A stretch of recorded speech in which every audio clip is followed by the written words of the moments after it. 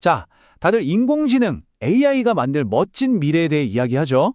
근데 만약에 우리를 기다리는 게 그런 약속된 유토피아가 아니면 어떡할까요? 오늘은 바로 이 기술혁명의 가장 어두운 뒷면, 어쩌면 우리 중 누구도 말하지 않았을 그런 미래의 가능성에 대해 한번 파헤쳐보려고 합니다. 자, 그럼 솔직히 까놓고 한번 얘기해 볼까요? 우리 모두 마음속 한구석에 이런 질문 하나쯤은 품고 있잖아요. 이 기술이 결국 내 일자리, 내 경제적인 쓸모를 다 뺏어가는 거 아닐까? 바로 이 근본적인 불안감, 여기서부터 오늘 이야기를 시작해 보겠습니다.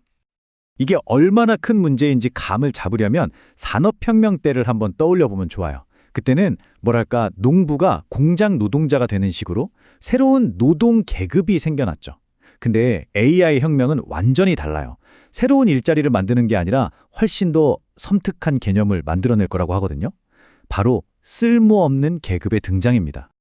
자, 그럼 이 좀 소름 돋는 개념, 쓸모없는 계급, 이걸 좀 더 깊이 들여다보죠. 도대체 이게 뭘까요? 역사학자 유발 하라리가 처음 말한 이 용어는요, AI 시대에 인간의 가치가 과연 무엇인지 근본부터 다시 생각하게 만들어요. 하라리의 이 말, 이건 그냥 기술이 바뀌니까 조심하세요 하는 수준의 경고가 아니에요. 이건 사회에서 인간이 맡아온 아주 근본적인 역할 자체가 지금 위험에 처했다는 굉장히 직접적인 선언인 거죠. 여기서 쓸모없다는 말이 오해하면 안 되는 게 이게 뭐 게으른 사람들을 말하는 게 절대 아니에요. 그냥 이 극도로 효율적인 자본주의 시스템 안에서 아무리 노력해도 도저히 AI를 이길 수 없게 되어버린 사람들을 말하는 겁니다. 그리고 경제적인 가치를 잃는다는 건 단순히 월급이 끊기는 것보다 훨씬 더 큰 문제예요. 이 세상에서 내 자리가 어디인지, 나는 누구인지 그 정체성 자체를 잃어버리는 거니까요. 와, 이 항목들을 좀 보세요. 이게 다 보여주는 거죠. 왜 기업들이 사람 대신 AI를 선택하는지. 그 경제 논리는 무서울 정도로 간단해요. 기계는 월급 올려달라고 안 하죠. 쉬게 해달라고도 안 하죠. 늙지도 않고 감정 때문에 힘들어하지도 않잖아요. 순수하게 자본의 눈으로만 보면 인간은 그냥 비효율적인 존재가 되어버리는 겁니다.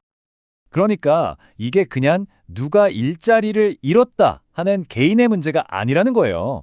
이건 우리 사회 전체의 판을 바꾸는 정말 거대한 변화입니다. 자, 그렇다면 이 AI 시대가 만들어낼 새로운 사회 구조는 과연 어떤 모습일까요? 한번 살펴보시죠. 여기서 핵심은 바로 디지털 영지라는 개념이에요. 한번 상상해 보세요.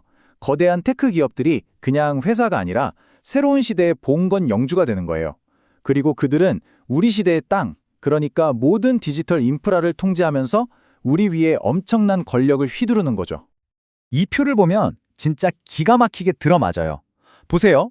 옛날에 영주가 땅을 가졌다면 지금 테크 기업 CEO는 플랫폼을 가졌죠. 예전에 농노들이 노동력으로 세금을 냈다면 우리는 뭘로 내죠? 바로 우리의 데이터로 그 대가를 치르고 있는 거예요. 정말 놀라울 정도로 구조가 비슷하지 않나요? 솔직히 여러분, 이 플랫폼들 없이 살 수 있으세요? 아마 힘들 거예요. 다른 서비스로 옮겨가려고 해도 그동안 쌓아온 데이터나 친구 관계 때문에 너무 복잡하고 힘들죠? 이걸 전환 비용이라고 하는데 이게 너무 크니까 우리는 사실상 여기에 갇혀버린 셈이에요. 본질적으로는 이 디지털 영지에 묶여버린 데이터 농노가 되어가고 있는 거죠. 근데 이게 단지 경제적인 문제에서 끝나지가 않아요. 기술적인 효율성, 이게 모든 것의 기준이 될 때 과연 우리의 정신, 우리의 창의성에는 어떤 일이 벌어질까요? 이제 우리 인간성이 치러야 할 그 대가에 대해서 한번 이야기해보죠. 이게 그냥 막연한 걱정이 아니라는 걸 이 통계가 딱 보여주네요. 미국 성인의 53%, 그러니까 절반이 넘는 사람들이 AI 때문에 우리 인간의 창의력이 나빠질 거라고 걱정하고 있다는 거예요. 이건 우리 사회에 이미 퍼져 있는 아주 현실적인 불안감이라는 뜻이죠. 한번 생각해 보세요. 우리가 모든 정답을 AI한테 물어보기 시작하면 어떻게 될까요? 비판적으로 생각하고 뭐가 옳은지 윤리적으로 판단하고 새로운 걸 만들어내는 창의성 같은 이런 우리 뇌에 정신적 근육을 쓸 일이 점점 없어지는 거예요. 마치 운동을 안 하면 근육이 빠지는 것처럼요. 결국 우리를 가장 인간답게 만들어주는 그 능력들을 통째로 외주줘버리는 그런 위험에 처한 겁니다. 아니, 그럼 기본소득 같은 걸로 해결하면 되잖아 라고 생각하실 수도 있어요. 네, 원뜻 들으면 정말 좋은 생각 같죠? 그런데 말이죠. 이 분석에서는 바로 그런 쉬운 해결책들 안에 우리가 미처 생각하지 못한 함정이 숨어 있을 수 있다고 지적합니다. 자, 이 논리를 한번 차근차근 따라가 볼게요. 1단계, 정부가 사람들에게 돈을 줍니다. 2단계, 사람들은 그 돈으로 당장 필요한 것, 예를 들어 집세 같은 걸 내겠죠.